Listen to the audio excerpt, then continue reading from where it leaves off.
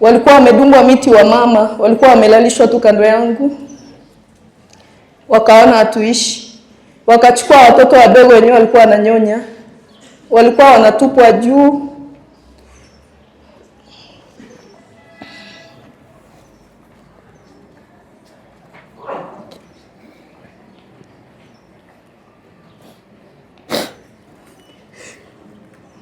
Nilikuwa najiuliza, hiyo wakati sikuwa na akili, but nilikuwa naona sasa mtoto wa miezi 2, miezi 3 alikuwa amefanya nini? Nilijiuliza maswali mpaka saa hii najiuliza venye wale watoto waliuawa, ma innocent hawana hatia. Walikufa. Tukatoka kwa hiyo moto, atwikwa na shitingi. Hari umuryango basomye ngo ni Team Baby. There was a family they read called Team. Umuryango wa Rukungugu. That person of Rukungugu. N'umumama bafashe baramubaga. It's a woman they took and slaughtered. Mukareti Nzabakiza, uwo Nzabakiza yarapfuye n'umugore wiwe na murumuna we. That was the Nzabakiza's wife. Noneho babura uko bagira barabangoreka tubaje turebe umwana w'umututsi uko azicara mu nda. They said, let's kill this Tutsi kid because he is inherent.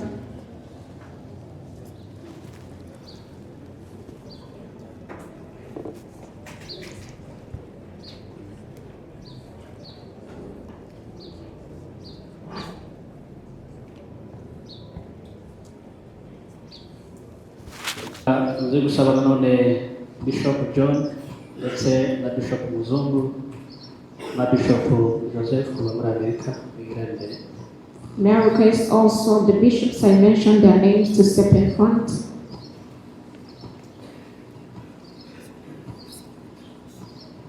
They separated them, combined them with ones from Humus. They convened them in Urugueva. They killed some in Urugueva. They took others to Kwambogo. Bageze kwa Mbogo niho boti yagiye ku musenyi irahagarara bahambira abagabo bose. When they got to Kwambogo, that's where they found bakabwira abadamu ngo babajanye Uvira niyo bazabasanga. And they told the women that they are taking your men. Ariko bakagenda bagera hagati bagahita batibura muri Tanganyika. So they could take them and throw them in Tanganyika. Hari abasore babiri bane bari bahashoreye inka bavuye mu gwe bazijanye kuri collectivité kwa Mbogo. There were 2 men who were with cows. Barimo mukuru wa Revera. There is one here. Hanyuma muri abo bataye mu mazi hari umuhungu w'abasita ngo niri hose wari uzi koga. Among the ones who were thrown in Lake Tanganyika, one of them knew how to swim. Aza koga ngo yogorokera nanone mu babembe. So he swam to the shore. Baramufata bamuhuza n'abajya bane bari bashoreye inka. But they took him and combined him with the ones who were carrying. Amakuru twahawe n'abantu bo kwa Mbogo. The news that we have from people from batubwira ko bacanye ifuro barabatwika. They told us that they ignited a flame and ni ibintu bibabaje cyane. That's what they did. Abadamu bari basigaye n'abana batoya. The women and the young children. Barabajanye na Uvira. They were taken to Uvira. Barakomeza ngo bagere mu Kamanyura basanga abanyakabera niho babiciye. When they reached Kamanyura, that's where the people from Kabera were. Mu ncamake ni nkuko byagenze. What happened? Hanyuma rero abantu baguye kwa Matare mu mwana wo kwa Matare na abantu 234. Those who were taken from Kwamatare were 34. Barimo abagabo 37, abagore 44, There were 42. abana 53, 153. 53 children. Muri abo 153 hari abana 13 baguye Kirumbi. Among the 153 people, some of bamaze gufata ababyeyi babo. and they were separated. Bigiriye inama yo kuvuga ngo abohungira mu Minembwe. And they advised themselves to go to ngo bagere Kirumbi barabica. When they reached Kirumbi, that's where they were killed. Rero no kuvuga ngo bari baraka n'abana 140. In Baraka there were 140 people. Muri abo bana 140. Or in 140 children. Nibo bana ababembe bafite Tanzania. Those are the children who are. Ndetse no mu yindi migabane y'isi. And they are scattered all over the world. muri aba bana 140 In the 140 children, twashoboye kubona abana 8. we were able to bring back 8 children. Bamwe turi kumwe hano. We are with some at the moment. Umwana wa mbere twashoboye kubona The first child we got from Kabembe ni Shori Ngabo Muco. was Shori Ngabo Mucho. Yabonetse 1998. He was brought back in 1989. Twamutoye Baraka. We took him from Baraka. Uwa kabiri The second one yitwa Nyanziza Matsinda. was Nyanziza. Yabonetse 2007. He was brought back in 2007. Yaravuye Tanzania. He was from Tanzania. Uwa gatatu The third one ni Nyamunezero Fabian. was Nyamunezero. Ngwe nano ma.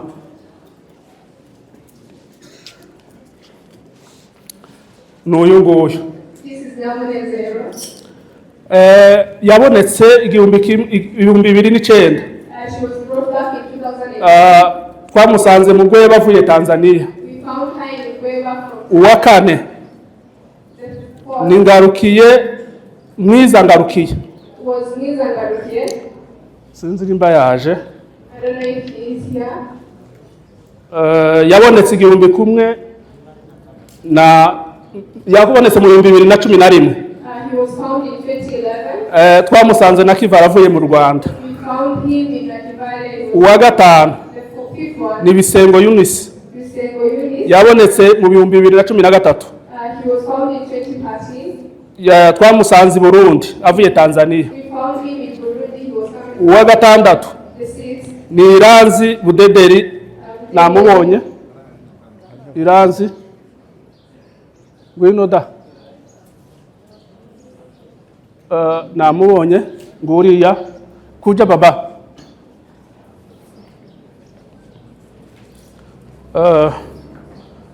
Kuja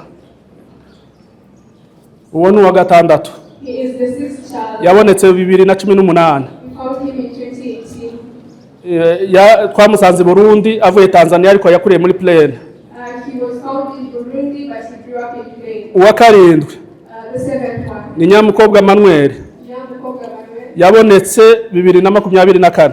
She was found in 2024. Yabonekeye i Burundi ariko yaratuye i Mushimbaki.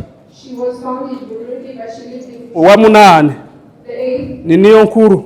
Nyamukuru. Yabonetse 2025. She was found in 2025. Yabonekeye i Kigali avuye Tanzania. She was in Kigali. Mu izina ry'abacikacumu In the name of the survivors, turasaba abayobozi, we request the leaders, amareta atandukanye, government and any other leader, abayobozi batandukanye all kinds of leaders, barimo umushyitsi wacu even our mu byo bagwanira kugira ngo abakongomani babone uburenganzira bwabo.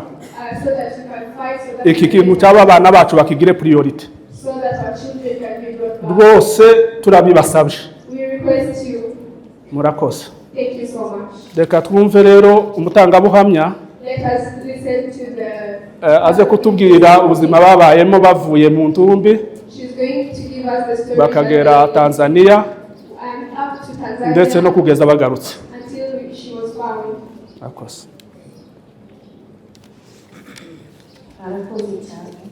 Thank you so much. Naongea tu kwa kifupi.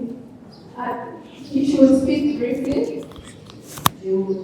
Mara nyingi tumekuwa tukiviongea tukivirudia, Many times we have spoken of these stories. lakini ntabwo twavuga amateka yashire. We cannot finish the history. Ndaibuka ko 1996 wakoresha Kiswahili ngokora wenyewe. acha nitumie Kiswahili kwa wenye juu bado lugha sijarudisha vizuri. Nakumbuka 1996 tulitoka Bogobogo tukateremka. Nilikuwa hiyo wakati nilikuwa na miaka 8. Nakumbuka wenye watu walikuja wakachukua familia zetu za Wanyamrenge. Tulikuwa na uchungu sana juu tulitoka usiku masaa ya saa 10. Tukienda hatukuwa tunajua mahali tunapelekwa. Tukaenda hiyo wakati nilikuwa mdogo na sitawahi kusahau chenye niliona, chenye nilipitia. Tulitoka kwetu tukateremka tukafika kwa barabara. Niliona watu wanauawa kama wanyama. Sikuwa najua watu wanachinjwa kama kuku. Juli walikuwa wanaona ni rahisi kuchukua shingo ya mtu na kuchinja na kuwaweka chini. Niliona baba yangu akidungwa kisu. Alikuwa anaambiwa akamue maziwa, akamulie kwa sufuria. Niliona wazee wengi walikuwa wamedungwa visu, wakatupwa kwa barabara. Wazee wenyewe walikuwa hawezi kutembea, washosho. Wengi walitembea wakafika kwa barabara wanaanguka. Tukateremka nikajikuta tumefika Baraka. Hapo Baraka ndo niliona vitu ambavyo sitaisahau maisha yangu. Hata kwa saa hii unaona watu wameweka vitu kwa roho. Bati tunaomba Mungu awasamehe. Baraka waliweza kuua watu, waliwachinja, wakaona hatuishi. Juu tulikuwa wengi sana kwa hiyo kanisa, tulikuwa tumeambiwa tumepewa hifadhi na kumbe walikuwa wanangoja tu venye tutajikusanya tukue wengi na waone venye watatuua. Walianza kuchoma kanisa kuua watu kuanzia saa 2 za usiku wakafikisha asubuhi. Watu bado hawakuwa wanafungua. Wakaanza kuchoma kanisa masaa ya asubuhi. Niliona venye walichukua mama wajawazito, akiwepo sister yangu mmoja wapo, mtoto wa babangu mkubwa. Alikuwa na mimba kubwa ya miezi 9. Alidungwa miti. Alidungwa miti mpaka alikuwa anatetemeka. Nilimwona venye alikufa. Niliona wazazi wengine walikuwa wamedungwa miti wa mama, walikuwa wamelalishwa tu kando yangu. Wakaona hatuishi. Wakachukua watoto wadogo wenyewe walikuwa wananyonya. Walikuwa wanatupwa juu.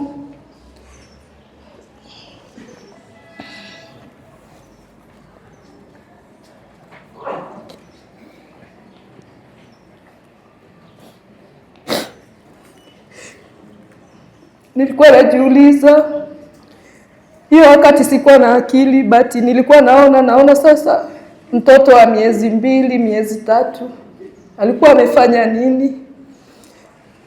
Nilijiuliza maswali mpaka saa hii najiuliza venye wale watoto waliuawa, ma innocent hawana hatia. Walikufa. Tukatoka kwa hiyo moto. Mmoja wapo nilikuwa mimi na vijana wengine na brother yangu. Kufika kwa boti, tukafika Mtambara. Wakachukua vijana, walikuwa wanaona na macho yao hivi. Unaulizwa kwa kilugha yao na hatusikii.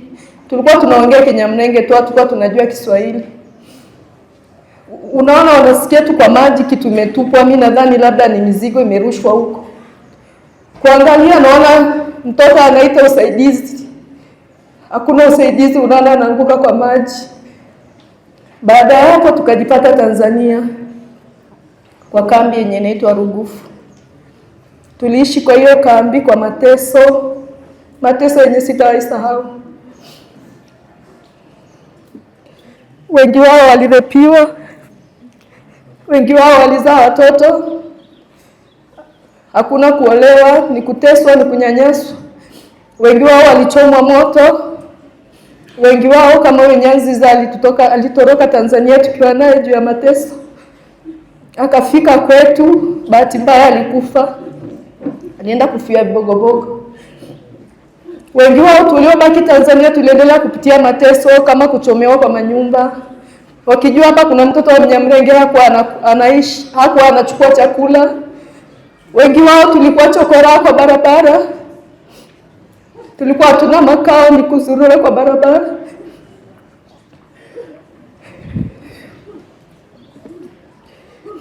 Na mpaka saa hii tunaomba usaidizi. Tumechoka kuuawa kama wanyama.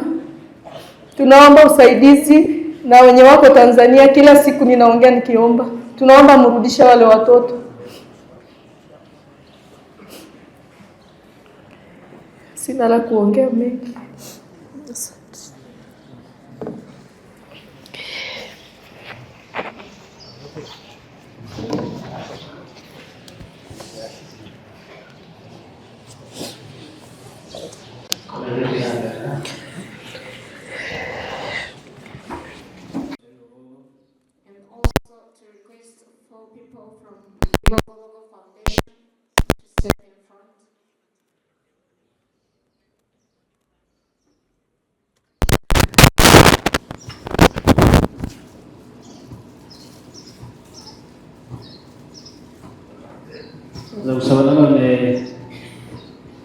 ushobora guhagararira abashefu muri rusange.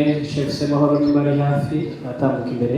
Let's request those who are going to represent the region chiefs. Ndetse na Chef Kanezi niba bari hafi batambuka.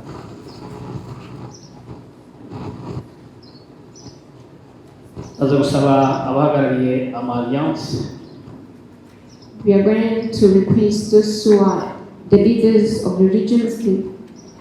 Sabe Alliance ya Agape, Alliance ya Shalom ndetse na Evangeliko baraduha umuntu umwe.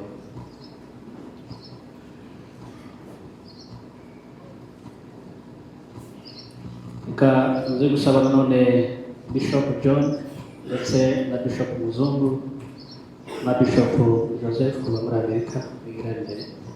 May I request also the bishops I mentioned their names to step in front.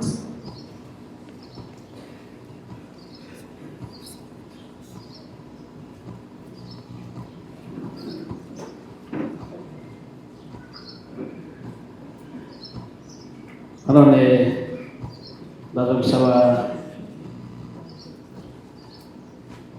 Apostle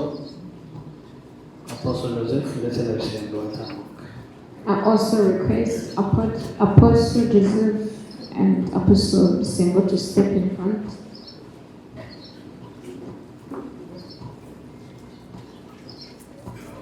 None muze gusaba abashyitsi bacu bavuye Zuhira baraduha abantu babiri bigira imbere. And also I'm going to request among the patriots from our land, homeland, to give us two among them. Abafite buje mwebwe murafata buje, hanyuma abatumirwa cyangwa se abashyitsi murabaha ibibiriti, nibamara gucana murabona kubasengereza buje. Those who with candles, you're going to give the guests the matchbox. As after they light them, you're going to give them the candles.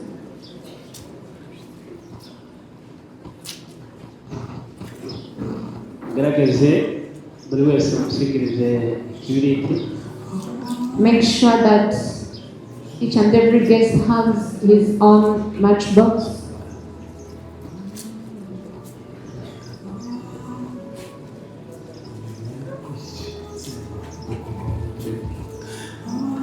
Murabaha ibibiriti mugomane buje, hanyuma nibamara kuzicana murabona kuzibasengereza. You're going to remain with the candles. You give them the matchbox. After they light the candles, that's when you're going to give them the candles. Baharubura muraza kumbwira. Let me know after you're done.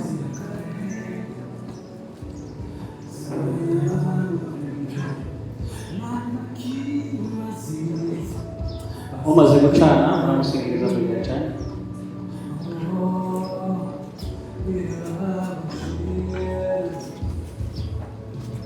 Hanyuma ndaza gusaba ko twese twongera guhaguruka kugira ngo dukomeze kwibuka abacu.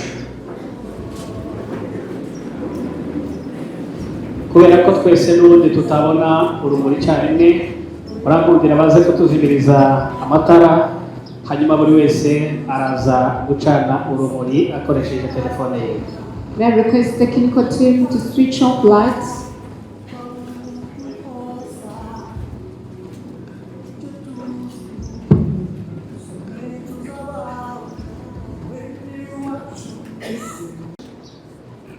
kuduha uyu mwanya for giving us this opportunity. kubera ko dufite abashyitsi twatumiye Because we have guest speakers that you have invited. mu Gatumba turavuga umuntu umwe gusa, So one of us is the one who's going to speak.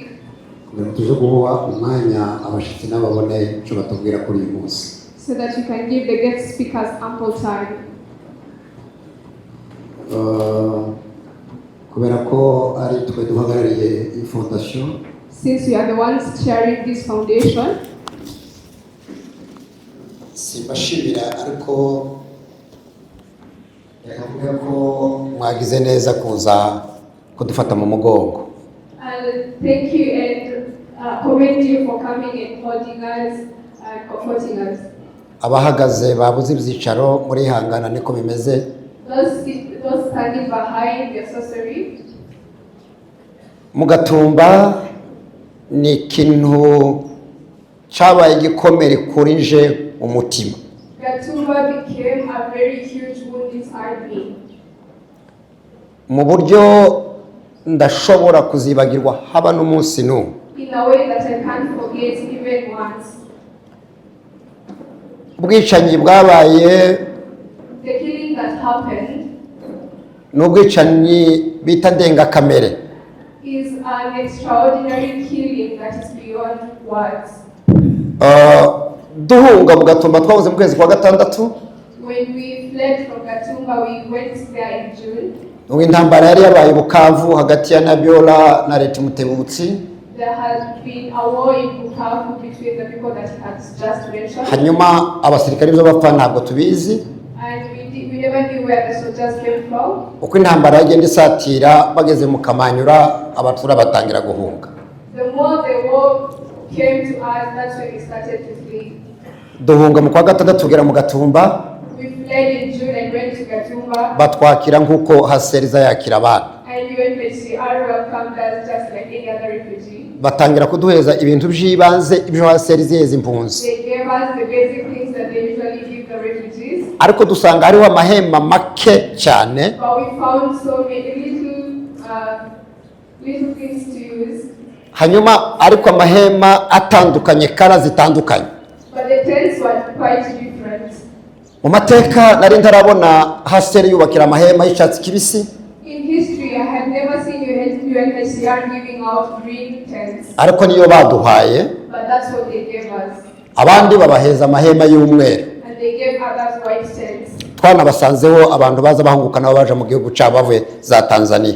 So we were finding people from Tanzania and any other place. Nuko twese tuja muri ya mahema y'icyatsi kibisi. So all of us went into those green tents. Abamake They became less. biba ngombwa yuko abagabo n'abahungu barengeje imyaka 18 turara hanze. The men and young boys above 18 would sleep outside. Twaharaye nk'amayenga nk'abiri cyangwa 3. We slept outside for close to 2 to 3 weeks. Bazana izindi za shitingi baratwubakira. Then they brought other tents and we were kugira ngo twese dukwirwe. everyone would sleep down separately. Tutazi ko bafite umugambi wo kuduheza ayo mahema y'icyatsi kibisi kuba ikimenyetso cy'ubwicanyi. We never knew that they were giving out green tents so that they can identify us when killing us. Igihe twese tumaze kubumbira hamwe mu mahema, So after all of us had gathered in our tents, baza kutubwira ijambo they told us one word. Twaje kumenya nyuma tumaze gupfa. A word that you came to know later on. Baratubwira ngo nimuzaza mwumva amasasu muza muryama hari ibiraro bazaba baje kwiba inka. They told us that when you hear bullets, just sleep because that there are cows around us. Hanyuma haba nijoro hakaza abapolisi 4 cyangwa 3. At night, 4 or 3 policemen would come. Bakazenguruka mu nkambi batubwira ngo baducungiye umutekano. They would patrol the camp telling us that they are protecting us. Bagereye mu saa 5 saa 6 z'ijoro. And around 11 to 12 a.m., bagashinga igiti they would mount a stick hanyuma bakacambika uniform. and now go to their own camp. Wabyuka kuko toilet zabaga kure. Once we woke up, Ubyutse nijoro ukabona igiti kirashize bacambitse uniform kakujye tuba twambika ibintu duha turimo turinda iwacu. you would wake up and see the stick just like that. Wowe ukibwira ko ari umuntu waje gucunga umutekano. And think that they are here to protect us. Naho abantu bagiye turi twenyine. We came to know that we were alone and people had already fled. Buke rero haba uwo munsi nihuta tariki 13 mu kwezi kwa 8 On 13th of August, bwacaga tuje mu giterane i Burundi. Hari igiterane cyari cyateguwe. we were to go in a congregation. Muzi ko twese dusenga Imana. We know that all of us are God-fearing. Ngo habe mu ijoro amasasa aravuga saa 4.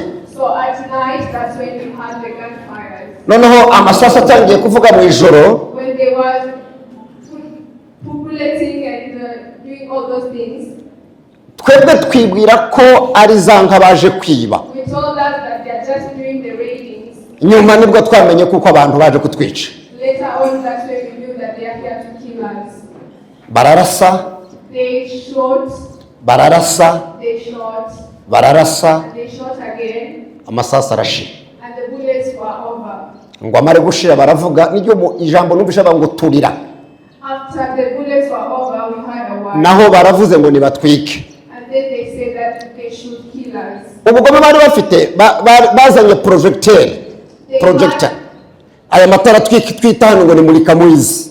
They had the lights that we usually call mulikamuzi. Bayerekeza amwe aturuka kuri kaburimbo ayandaza mu nkambi. And they lighted it across the camp where they could see us. Kandi baravuga ngo ndimuje muri ya mashitingi y'umweru ni bene wacu. And they told us not go in the white tent, those are Mugaruke muri ya mashitingi y'icyatsi niyo duha twicaduye. go to the green tent, that's where the people we are targeting are. Baraprojecta. And then they projected. Haba ku manywa. It became daytime. Usohotse wese uhunze bakamurasa. Any person who could flee, they could shoot them. Abageze mu gatumba mu gitondo ya mirambo yose mwabonye yari yegereye kaburimbo. So in the morning, all the corpses that you saw online, Babantu bishwe na hari hariho murika mwizi. they were killed at the place where there were lights projecting. Baraturasa They shot us kugeza batangiye gutwika. until they started burning people alive. Baratwika, They burned us. shitingi zirasha, The tents were burnt. yewe n'uwagombaga kurokoka kubera bamurashe ku maguru Even the person who was to survive because of the wound atwikwa na shitingi. was burnt down by the tents. Hari umuryango basomye ngo ni Team Baby, There was a family they read called him. umuryango wa Rukungugu. That person of Rukungu. N'umumama bafashe baramubaga. It's a woman they took and slaughtered. Mukareti Nzabakiza, uwo Nzabakiza yarapfuye n'umugore wiwe na murumuna we. That was the Nzabakiza's wife. Noneho babura uko bagira baravuga ngo reka tubaze turebe umwana w'umututsi uko azayicara mu nda. They said, let's kill this Tutsi kid because he is inherent.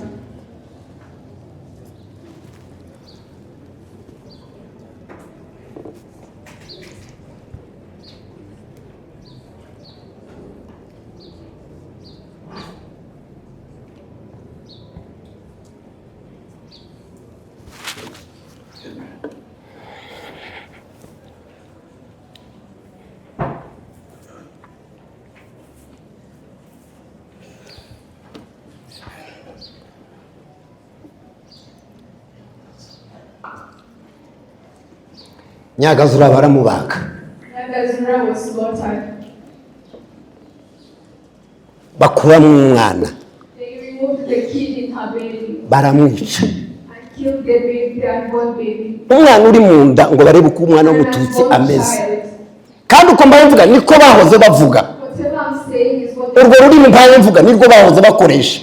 whatever language I'm using is what the one they were using. Bavuze Ikinyarwanda, They spoke bavuga Ikirundi, They spoke in Kirundi. bavuga Ikibembe, They spoke in Kirundi. bavuga Igifurero, They spoke in Kirundi. bavuga Amashi. They spoke. Izo ndimi zose zarakoreshejwe muri iryo joro. They used all those languages in that night. Ngo turazira uko tumeze. Ninde washatse kuba uko ari uyu munsi? Who wanted to cry today? Nguko barakuza kubera kuko uri umututsi. They were killing us because we are Tutsi. Ko barakuza kubera kuko uri umunyamurenge. They were killing us because we were Muri twebwe ninde washatse kuba umunyamurenge? Who wanted to become a Munyamurenge? Twese ko twavutse kandi tuvuka mu miryango ari Imana yadutanze. Everyone found themselves in the family that they are in. Bene data bari ugobogo wumve imiryango umuntu bagafata umuntu ufite abana umuryango w'abantu 10 n'umwe bakamurangiza. Our brethren in Yogo Ngo kubera kuko yari mukomezi. Ariko dufite Imana. But we have God. Abarokotse muri twebwe ubu nyine bamwe n'aba professeur The survivors among us are professors. kandi bigisha muri Amerika. And they are teaching in America. Abarokotse muri twebwe bamwe n'aba papa bafite ingo. Those who survived are fathers, they have families. Abarokotse muri twebwe bamwe n'abashumba Some of our survivors are pastors. bafite amatorero. They have churches. Mu mwaka ushize nabonye pastor warokotse Last year I saw a survivor who is a pastor. ashingira abana babiri barokotse. He was marrying off 2 children who nawe yararokotse. Icyo gihe niwe wasigaye mu nzu umwe nyine mwarutekereza wenyine witwa Nkingi. He is the one who had survived in his family. Ariko yashingiye umwana wa Maremo Gatoni n'undi bose ari abacika cumu ba Gatonga. And he was marrying off two children who are survivors. Soza rero. As I finish, abantu bavuga ko tutapfuye, people who say that we were not killed, abantu bavuga ko nta bwicanyi bwabaye, those who deny the killings, abantu baje kuri social media bakavuga ngo nta bwicanyi bwabaye muri Kongo cyangwa nta burimo buba muri Kongo bunyine. people who go to social media and deny the killings that happened in Congo and Burundi. Kandi mu bantu bose bapfuye baba mu Yogogo baba mu Gatumba twese dufite imirara. And the people who survived both in Gatumba and Burundi are here. Nabo babivuga bafite bene wabo baba muri iyo mirara babuza babo. The deniers also have families who are also survivors or who lost. Nimbura umusita umunyabyinshi umusinzira uko ntamenya ariko ufite uwanyu wapfuye. Whoever you are, you have a person who was killed in the of the killings. Turasaba ubutabera We request for justice kugira ngo ababikoze barahari. so that the perpetrators can be brought to book. Uwitwa Habimana yaravuze ngo niwe wabikoze, yari umuvugizi wa FNL. The person called Habimana admitted to doing it. Arahari ubu nyine. He is alive. Agathon Rwasa niwe wari perezida wa FNL Parmehutu arahari. Agathon Rwasa is around too. Reka dusabe abashitsi batugendeye kuri uyu munsi. Let us request our guest speakers. Mwebwe mushobora kugera aho twebwe tudashobora kugera. Since you have the capability of being where we cannot be, Tubinginge kugira ngo hazaboneke ubutabera, we request that you also get us justice ababikoze bazahanwe by'intangarugero. and let the perpetrators receive the fate that they deserve. Murakoze, Imana ibahe umugisha. Thank you so much. May God bless you. Shobora gusubiramo.